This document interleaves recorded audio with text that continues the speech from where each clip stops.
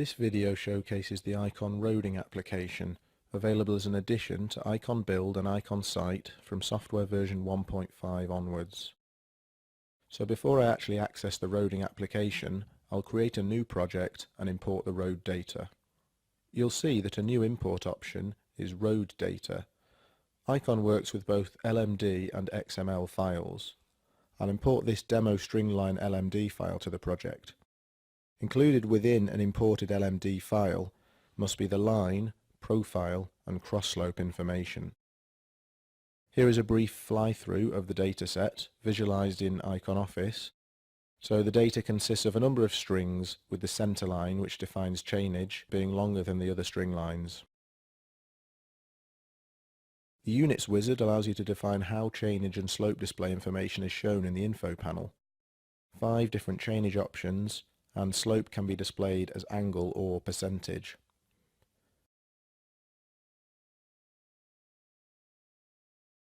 So, roading. Here in the map screen, the road data is displayed, along with the station position and orientation. Each string line is represented by a thin black line, which can be selected by tapping it. The selected string line is shown in blue, with the center line highlighted in orange. Once measurements are activated, positional data relative to the selected string line at the current chainage is displayed in the info panel. For example, chainage and cut and fill are displayed here on the top line. This info panel can be configured as per each application for Icon Site.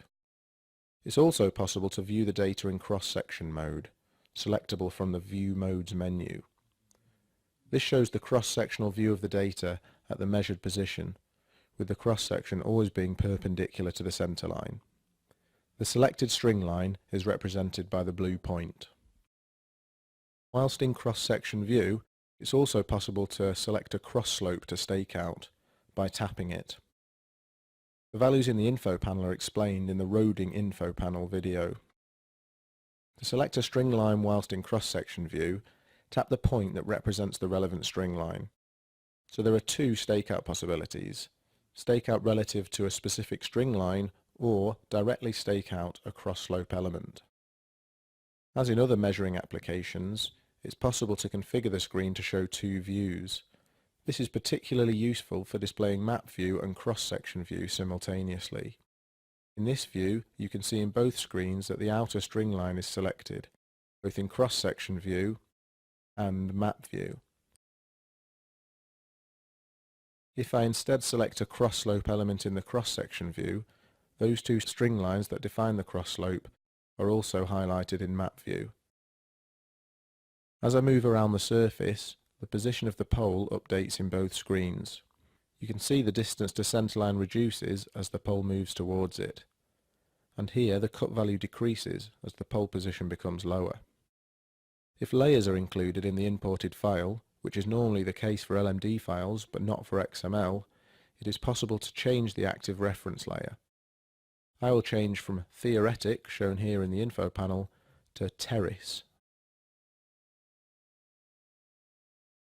The cross-sectional view now represents the terrace layer, and the cut fill value in the info panel changes.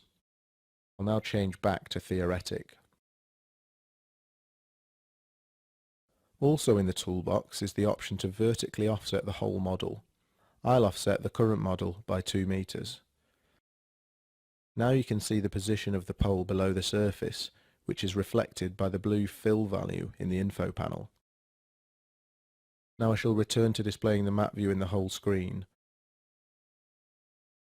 I'll tap and hold the Zoom Out button to display the full extent of the data.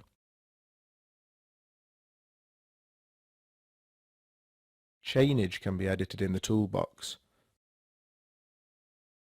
If I add 200 meters, you can see the current chainage shifts from 302 to 502. Here in the toolbox is the option of creating individual cross-sections. These can be at specific chainages and also at regular intervals. So if I create a cross-section every 50 meters, the cross-sections are created along the string lines.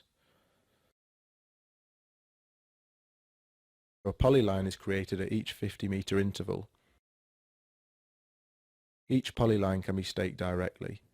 The info panel resets to display the relevant information. Returning to the split screen view again, using the View Modes button, you can see I have a string line selected. I can store points whilst in roading using the measure bar. Stored points can be used as a reference of work done. To differentiate them from other points in the screen, consider utilising Point ID. If I select a cross-slope element that the pole is not positioned over, a warning message is shown. No cut and fill value is calculated. It is possible to select Fixed Slope from the toolbox, which then extends the slope out beyond the two string lines. The warning message then disappears and the cut and fill value is calculated. So that is an overview of the features of the roading application available on the CC60 and 61 7-inch controller.